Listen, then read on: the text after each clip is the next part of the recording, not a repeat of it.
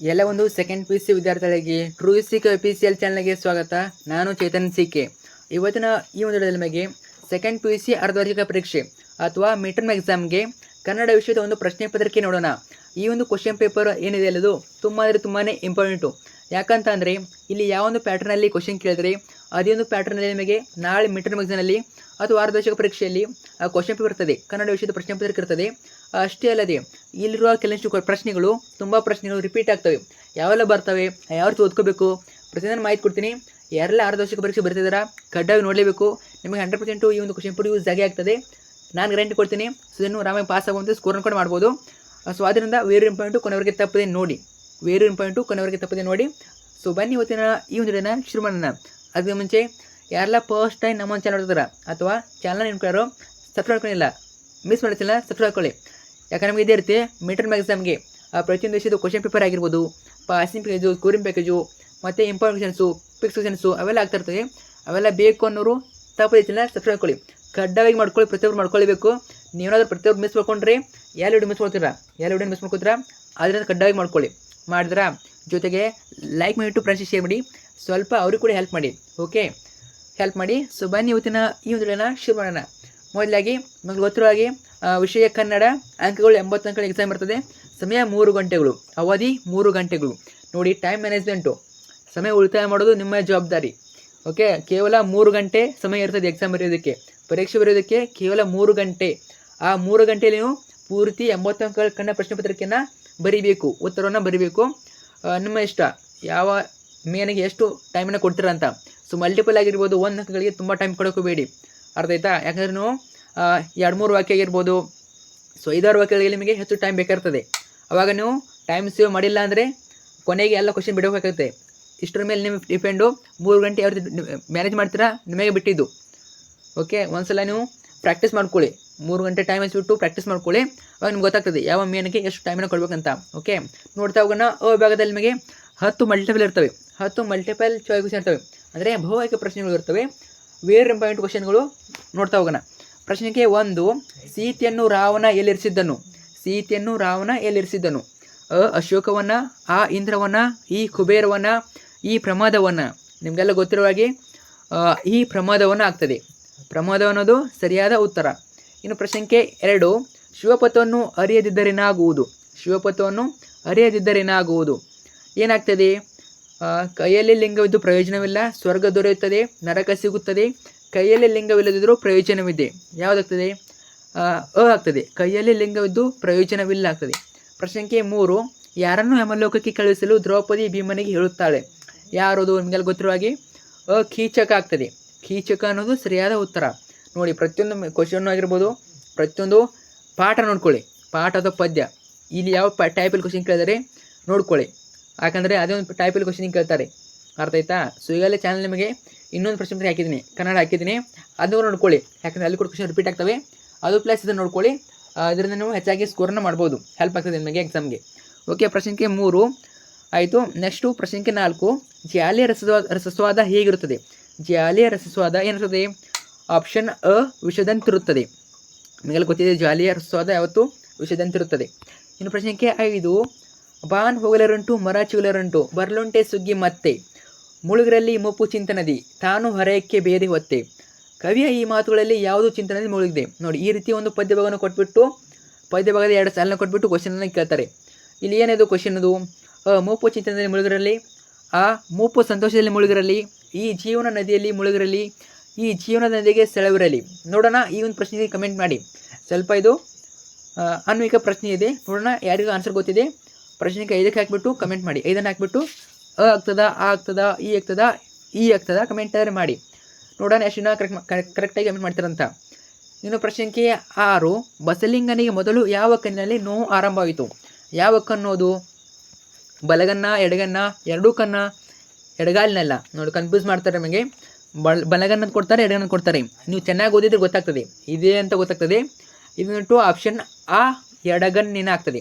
So ಎಡಗನ್ನು ಮೊದಲು ಬಸಲಿಂಗನಿಗೆ ನೋವು start ಆಗ್ತದೆ, ನೋವು ಆರಾಮ ಆಗ್ತದೆ, ಆಮೇಲೆ ಬಲಗನ್ನಿಗೆ ಅದು ಹಬ್ತದೆ. ಓಕೆ, ಇನ್ನು ಪ್ರಶ್ನೆಗೆ 7, ಕನ್ನಡಿಗರು ಕನ್ನಡ ನಾಡಿನಲ್ಲಿಯೇ ತಬ್ಬಲೆಗಳಾದರೆ ಅವರಿಗೆ ಆಶ್ರಯವೆಲ್ಲಿದೆ? ಕನ್ನಡಿಗರ ಸಂಕಷ್ಟಗಳಿಗೂ ಒಂದು ಮಿತಿ ಇದೆ. ಅವರ ತಾಳ್ಮೆಗೆ ತಪ್ಪು ಅರ್ಥ ಹಚ್ಚಬಾರದು. ಭಾಷೆಯನ್ನು ಬಿಟ್ಟು ಬದುಕಿರುವುದಿಲ್ಲ.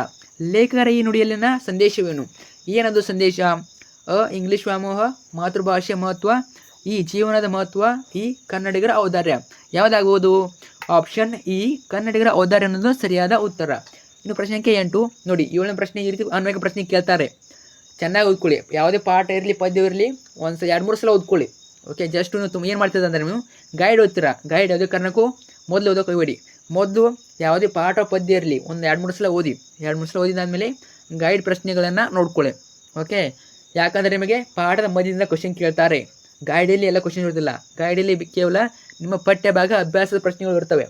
ಆದ್ದರಿಂದ ಚೆನ್ನಾಗಿ ನೀವು ಏನು ಮಾಡ್ತೀರಾ, ಮತ್ತು ಕೆಲವಷ್ಟು ವಿದ್ಯಾರ್ಥಿಗಳು ಏನು ಮಾಡ್ತೀರಾ ಅಂದರೆ ಕೇವಲ ಪದ್ಯದ ಆನ್ಸರ್ ನೋಡ್ಕೋತೀರಾ, ಸಾರಾಂಶ ನೋಡ್ಕೋತೀರಾ. ಆ ರೀತಿ ಮಾಡೋಕ್ಕೆ ಹೋಗಬೇಡಿ.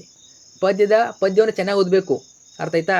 ಸೊ ಒಂದು ಸಲ ಬಿಟ್ಟು 2 ಸಲ ಪದ್ಯವನ್ನು ಚೆನ್ನಾಗಿ ಓದಿ ಯಾವ ಪ್ರಶ್ನೆ ಕೇಳಿದ್ರು ಆನ್ಸರ್ ಮಾಡ್ಬೋದು. ತುಂಬ ಜನ ಪದ್ಯವನ್ನು ಓದೋದೇ ಇಲ್ಲ. ಹಾಗೆ ಮಾಡೋಕ್ಕೆ ಹೋಗಬೇಡಿ. ಪದ್ಯವನ್ನು ಚೆನ್ನಾಗಿ ಓದ್ಕೊಳ್ಳಿ. ಎಲ್ಲ ಪದ್ಯ ಬರಬೇಕು ನಿಮಗೆ. ಅವಾಗ ನೀವು ಅವ್ರು ಯಾವ ಮಧ್ಯದಿಂದ ಕ್ವಶನ್ ಕೇಳಿದ್ರು ಎಲ್ಲ ಆನ್ಸರ್ ಮಾಡ್ಬೋದು. ಸೊ ಇದು ಪ್ಲಸ್ ಪಾಯಿಂಟ್. ನಿಮಗೆ ಪದ್ಯವನ್ನು ಚೆನ್ನಾಗಿ ಓದ್ಕೊಳ್ಳಿ, ಪಾಠವನ್ನು ಕೂಡ ಚೆನ್ನಾಗಿ ಓದ್ಕೊಳ್ಳಿ. ಕೇವಲ ಸಾರಾಂಶ ನೋಡೋಕೆ ಹೋಗಬೇಡಿ. ಓಕೆ, ಅರ್ಥ ಆಯ್ತು ಅನ್ಕೋತೀನಿ. ನೋಡ್ತಾ ಹೋಗೋಣ. ಪ್ರಶ್ನೆ ಸಂಖ್ಯೆ 8 ಕೃಷ್ಣೇಗೌಡರ ಆನೆ ಮೊದಲು ಯಾವ ಮಠದಲ್ಲಿತ್ತು? ನಿಮಗೆ ಗೊತ್ತಿರೋ ಹಾಗೆ ಆಪ್ಷನ್ ಇ ಗೂಳೂರು ಮಠ ಅನ್ನೋದು ಸರಿಯಾದ ಉತ್ತರ. ಪ್ರಶ್ನೆ ಸಂಖ್ಯೆ 9 ಶಿವೇಗೌಡರು ರಾತ್ರೋರಾತ್ರಿ ಆನೆ ಕರೆದುಕೊಂಡು ಹೋದದ್ದು ಹೇಗೆ ಅಥವಾ ಹೋದದ್ದೇಕೆ? ಶಿವೇಗೌಡರು ರಾತ್ರೋರಾತ್ರಿ ಆನೆ ಕರೆದುಕೊಂಡು ಹೋದದ್ದೇಕೆ? ನೋಡಿ, ನಿಮಗೆ ಕೃಷ್ಣೇಗೌಡನ ಆನೆ ಮೇಲೆ, ಓಕೆ, ಕೃಷ್ಣೇಗೌಡನ ಆನೆ ಮೇಲೆ ಧೀರ ಗದ್ಯದ ಮೇಲೆ ಆಲ್ಮೋಸ್ಟ್ ನಿಮಗೆ 80 ಅಂಕಗಳಿಗೆ 20 ಹೆಚ್ಚು ಅಂಕಗಳನ್ನ ಕೇಳ್ತಾರೆ. ನಾಟಕ ವೇರಿಯರು ಪಾಯಿಂಟು ಚೆನ್ನಾಗಿ ಓದ್ಕೊಳ್ಳಿ. ನಿಮಗೆ ಎಷ್ಟು ಅಧ್ಯಾಯ ಮುಗಿದಿವೆ ಅರ್ಧ ವರ್ಷ ಪರೀಕ್ಷೆಗೆ ಅಷ್ಟು ಚೆನ್ನಾಗಿ ಓದ್ಕೊಳ್ಳಿ. ಯಾಕಂದರೆ ನಾಟಕದ ಮೇಲೆ ನಿಮಗೆ 20-25 ಅಂಕಗಳನ್ನ ಎಕ್ಸಾಮಲ್ಲಿ ಕೇಳ್ತಾರೆ. ಅರ್ಥ ಆಯ್ತಾ? ಅದು 1 ಮಾರ್ಕ್ಸು 2 ಮಾರ್ಕ್ಸು 3 ಮಾರ್ಕ್ಸು 4 ಮಾರ್ಕ್ಸು ಪ್ರತಿಯೊಂದು ಭಾಗದಲ್ಲಿ ಕೇಳ್ತಾರೆ. ಚೆನ್ನಾಗಿ ಓದ್ಕೊಳ್ಳಿ. ನಾಟಕ ತುಂಬಾ ಸರಳ ಆಗಿರ್ಬೋದು. ನೀವು ಯಾವ ರೀತಿ ಓದ್ಕೋತೀರಾ ಅಂತ ನೋಡ್ಕೊಳ್ಳಿ. ಒಟ್ಟಿನಲ್ಲಿ ಚೆನ್ನಾಗಿ ಓದ್ಕೊಳ್ಳಿ.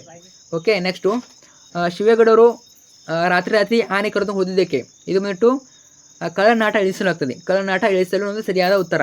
ಇನ್ನು ಪ್ರಶ್ನೆ ಸಂಖ್ಯೆ 10 ಇದ್ದಿದ್ದನ್ನು ನಡೆಸಿಕೊಂಡು ಹೋಗೋದೇಗೆ? ಕಷ್ಟ ಆಗಿದೆ. ಜನಗಳ ವಿಶ್ವಾಸವನ್ನು ಉಳಿಸಿಕೊಂಡು ಕುರ್ಚಿಯನ್ನು ಉಳಿಸಿಕೊಂಡು ಟರ್ಮ್ ಮುಗಿಸಿದರೆ ಸಾಕಾಗಿದೆ.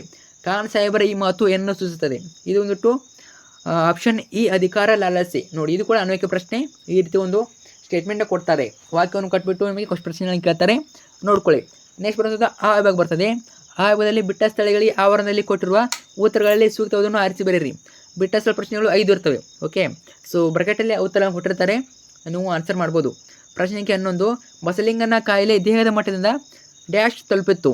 ಏನು? ಮಾನಸಿಕ ಸ್ತರ ಮಟ್ಟವನ್ನು ತಲುಪಿತ್ತು. ಇನ್ನು ಪ್ರಶ್ನೆ ಸಂಖ್ಯೆ 12 ಮಾರ್ಷ್ ವಾಲ್ ಫರೈಗೆ ಬಂದದ್ದು ಯಾವಾಗ? 1890ರಲ್ಲಿ. ಇನ್ನು ಪ್ರಶ್ನೆ ಸಂಖ್ಯೆ 13 ಅದೃಷ್ಟದ ಪ್ರಶ್ನೆ ಬಂದಾಗ ಲೇಖಕಿಗೆ ಡ್ಯಾಶ್ ನೆನಪಾಗುತ್ತದೆ? ಯಾರು? ಸೀತಾ ನೆನಪಾಗುತ್ತದೆ. ಪ್ರಶ್ನೆ ಸಂಖ್ಯೆ 14 ಭಾಷೆ ಡ್ಯಾಶ್ಗಿಂತ ದೊಡ್ಡದು? ಯಾವುದಕ್ಕಿಂತ? ಜೀವನಕ್ಕಿಂತ ದೊಡ್ಡದು, ಅಥವಾ ನಿಮಗೆ ಜೀವನ ಡ್ಯಾಶ್ಗಿಂತ ದೊಡ್ಡದು ಕೊಡ್ತಾರೆ. ಅರ್ಥ ಆಯ್ತಾ? ಒಂದು ಪ್ರಶ್ನೆ ಇಂಪಾರ್ಟೆಂಟ್ ಇದು. ಭಾಷೆ ಡ್ಯಾಶ್ಗಿಂತ ದೊಡ್ಡದು. ಪ್ರಶ್ನೆ ಸಂಖ್ಯೆ 15 ಧನಿಗಳ ದಾಂಪತ್ಯಕ್ಕೆ ಡ್ಯಾಶ್ ಮೂಕ ಸಾಕ್ಷಿಯಾಗಿತ್ತು? ಏನು? ಬೆಳೆ ಲೋಟ. ಓಕೆ, ನೆಕ್ಸ್ಟ್ ಬಂದ್ಬಿಟ್ಟು ಈ ಬರ್ತದೆ, ಹೊಂದಿಸಿ ಬರೆಯಿರ್ತದೆ. ಇವು ಕೂಡ 5 ಪ್ರಶ್ನೆ ಇರ್ತವೆ.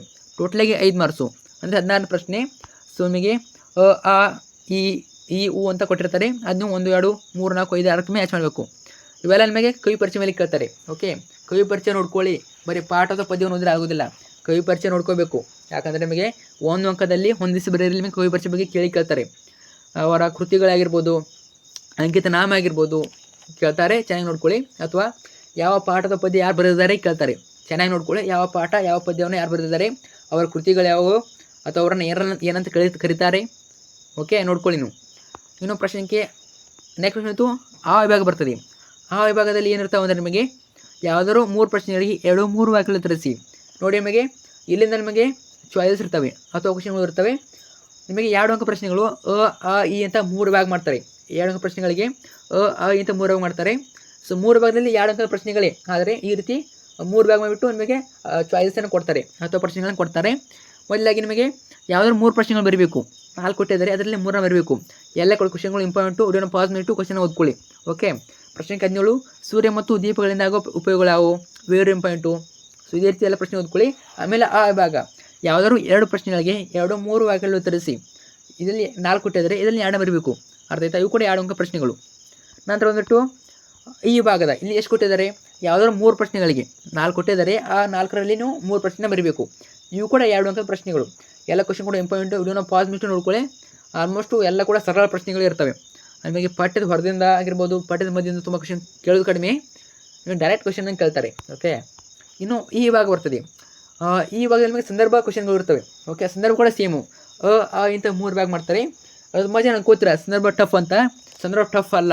ಓಕೆ, ನೀವು ಏನಾದರೂ ಚೆನ್ನಾಗಿ ಓದಿದ್ದಾದರೆ, ಪಾಠದ ಪದ್ಯವನ್ನು ಚೆನ್ನಾಗಿ ಓದಿದ್ದಾದರೆ ಯಾವ ಸಂದರ್ಭವನ್ನು ಕೂಡ ಬರಿಬೋದು. ನಾನು ಅದಕ್ಕೆ ಹೇಳಿದೆ ಪಾಠದ ಪದ್ಯವನ್ನು ಚೆನ್ನಾಗಿ ಓದ್ಕೊಳ್ಳಿ ಅಂತ. ಪಾಠ ಪದ್ಯ ಚೆನ್ನಾಗಿ ಓದ್ಕೊಂಡಿದ್ರೆ ನೀವು ಯಾವ ಕ್ವಶನ್ ಬೇಕಾದರೂ ಆನ್ಸರ್ ಮಾಡ್ಬೋದು. ನಿಮಗೆ ಸಂದರ್ಭ ಏನಿದೆ ಇಲ್ಲ ಅದು ಹೆಚ್ಚಾಗಿ ಮಧ್ಯದಿಂದ ಕೇಳೋದಿಲ್ಲ. ಆಲ್ಮೋಸ್ಟ್ ಅಭ್ಯಾಸ ಭಾಗದಿಂದ ಹೆಚ್ಚಾಗಿ ಕೇಳ್ತಾರೆ. ಅಭ್ಯಾಸ ಭಾಗದ ಪ್ರಶ್ನೆಗಳನ್ನು ಓದ್ಕೊಳ್ಳಿ, ಆಮೇಲೆ ಮಧ್ಯದ ಪ್ರಶ್ನೆಗಳನ್ನ ನೋಡ್ಕೊಳ್ಳಿ. ಓಕೆ, ಸೊ ಇವು ಕೂಡ ವಿಭಾಗದಲ್ಲಿ ಯಾವುದಾದ್ರು 2 ವಾಕ್ಯಗಳ ಸಂದರ್ಭ ಸೂಚಿಸಿ ಅರಸಿ ಬರೆಯಿರಿ. ಯಾವುದಾದ್ರು 2 ವಾಕ್ಯ ಬರೀಬೇಕು. ಓಕೆ, 3 ಕೊಟ್ಟಿದ್ದರೆ 2 ಬರೀಬೇಕು. ನಂತರ ಆ ವಿಭಾಗದಲ್ಲಿ ಯಾವುದಾದ್ರು 1 ವಾಕ್ಯದ ಕುರಿತು ಅವರು 3 ಕೊಟ್ಟಿದ್ದಾರೆ 1 ಬರೀಬೇಕು. ನಂತರ ಈ ಭಾಗ ಯಾವುದಾದ್ರು 1 ವಾಕ್ಯದ ಕುರಿತು 2 ಕೊಟ್ಟಿದ್ದಾರೆ 1 ಬರೀಬೇಕು. ನಂತರ ಮೇನ್ ಈ ಭಾಗ ಬರ್ತದೆ. ಇಲ್ಲಿ 4 ಪ್ರಶ್ನೆಗಳು, 4 ಪ್ರಶ್ನೆಗಳು. ಇವು ಕೂಡ ಇಂಥ 3 ಭಾಗ ಮಾಡ್ತಾರೆ. ಓಕೆ, ಸೊ ಇಂಥ ಇದು ಕೂಡ ಸೇಮು. ಯಾವುದಾದ್ರು 2 ಪ್ರಶ್ನೆ ಬರಬೇಕು. ಓಕೆ, 5-6 ವಾಕ್ಯಗಳು ಧರಿಸಿ ಯಾವುದಾದ್ರು 2 ಪ್ರಶ್ನೆಗಳು ಬರಬೇಕು. ಟೋಟಲಿಗೆ 4 ಪ್ರಶ್ನೆಯಲ್ಲಿ 2 ಬರಬೇಕು. ಎಲ್ಲ ಕೂಡ ಇಂಪಾರ್ಟೆಂಟು. 37ನೇ ಪ್ರಶ್ನೆ ಅಂತೂ ವೇರು ಇಂಪಾರ್ಟೆಂಟು. ರಾವನಲ್ಲಿ ಕಂಡುಬರೋ ಪಶ್ಚಾತ್ತಾಪವನ್ನು ಕವಿ ಹೇಗೆ ನಿರೂಪಿಸಿದ್ದಾನೆ? ಇಲ್ಲಿ ಯಾವ ಪಾಠದ ಮೇಲೆ ಯಾವ ಕ್ವಶನ್ ಕೇಳ್ತಾರೆ ನೋಡ್ಕೊಳ್ಳಿ. ಅದೇ ಪಾಠದ ಮೇಲೆ ಕ್ವಶನ್ ಹೆಚ್ಚಾಗಿ ಕೇಳ್ತಾರೆ. ಓಕೆ, ಪ್ರಶ್ನೆಗೆ 38, ರಕ್ಷಿಸಬೇಕಾದ ಭಕ್ಷ್ಯದಾರರಲ್ಲಿ ಒದವ ಉಘಟನೆಯನ್ನು ಬಸವಣ್ಣವರು ಹೇಗೆ ಚಿತ್ರಿಸಿದ್ದಾರೆ? ವಚನಕಾರರ ಮೇಲೆ ಒಂದು ಕ್ವಶನ್ ಬಂದೇ ಬರ್ತದೆ. ಓಕೆ, 4 ಮಾರ್ಕ್ಸಿಗೆ ಕೇಳ್ತಾರೆ, ನೋಡ್ಕೊಳ್ಳಿ, ಸಾರಾಂಶ ನೋಡ್ಕೊಳ್ಳಿ. ಇದೇ ರೀತಿ 40ನೇ ಪಿಕ್ಸ್ ಇರ್ತದೆ ನೋಡಿ. ಇದು 40ನೇ ಪ್ರಶ್ನೆ. ಈ ರೀತಿ ಒಂದು ಪದ್ಯವನ್ನು ಕೊಡ್ತಾರೆ. ಆ ಪದ್ಯಕ್ಕೆ 3 ಪ್ರಶ್ನೆ ಕೇಳ್ತಾರೆ. ಅರ್ಥ ಆಯ್ತಾ? ಸೊ ಅದನ್ನ ಪದ್ಯವನ್ನು ಅರ್ಥ ಮಾಡಿಕೊಂಡು ಉತ್ತರ ಬರೀಬೇಕು. ಆಲ್ಮೋಸ್ಟ್ ಇದು ಬಂದ್ಬಿಟ್ಟು ನಿಮ್ಮ ಬುಕ್ಕಲ್ಲಿರೋದಕ್ಕೆ ಕೇಳ್ತಾರೆ. ನಿಮ್ಮ ಬುಕ್ಕಲ್ಲಿರೋದಕ್ಕೆ ಕೇಳ್ತಾರೆ, ಹೊರಗಿಂದ ಏನು ಕೇಳೋದಿಲ್ಲ. ಓಕೆ, ನೋಡ್ಕೊಳ್ಳಿ. ಇನ್ನು ನೆಕ್ಸ್ಟ್ ಬಂದ್ಬಿಟ್ಟು ಆ ವಿಭಾಗ ಯಾವುದಾದ್ರು 1 ಪ್ರಶ್ನೆ. ಇದು ಕೂಡ 4 ಪ್ರಶ್ನೆ. Very important. 40ನೇ ಪ್ರಶ್ನೆ, ಬಸಲಿಂಗ ಎದುರಿಸಿದ ಸಮಸ್ಯೆಗಳು ಯಾವುವು? Very important. ಬಸಲಿಂಗ ಎದುರಿಸುತ್ತಿದ್ದ ಸಮಸ್ಯೆ ಯಾವುವು?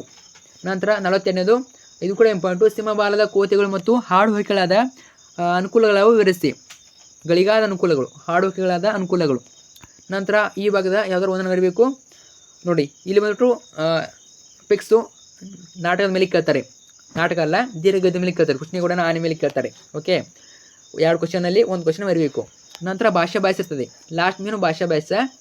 ಸೊ ಇದು ಬಂದ್ಬಿಟ್ಟು ಗ್ರಾಮರು. ಓಕೆ, ಭಾಷಾ ಭಾಷೆ ಅಂದರೆ ಗ್ರಾಮರು. ಇಲ್ಲಿ ಕೂಡ ನಿಮಗೆ ಚಾಯ್ಸ್ ಇರ್ತವೆ. ಇಲ್ಲಿ ಕೂಡ ನಿಮಗೆ 10 ಕ್ವಶನ್ ಇರ್ತವೆ. ಈ ಕೆಳಗಿನ ಪ್ರಶ್ನೆಗಳು ಯಾವುದಾದ್ರು 4ಕ್ಕೆ ಸೂಚನೆಗಳಾಗಿ ಉತ್ತರಿಸಿ. ಯಾವುದಾದ್ರು 4ನ್ನ ಬರೀಬೇಕು. ಅವ್ರು ಎಷ್ಟು ಕೊಟ್ಟಿದ್ದಾರೆ?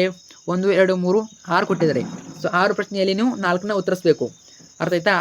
ಆ ಕ್ವಶನಲ್ಲಿ ಕೂಡ ಚಾಯ್ಸು, ಮೇನ್ ಕ್ವಶನಲ್ಲಿ ಕೂಡ ಚಾಯ್ಸು, ಮತ್ತು ಸಬ್ ಕ್ವಶನಲ್ಲಿ ಕೂಡ ಚಾಯ್ಸು.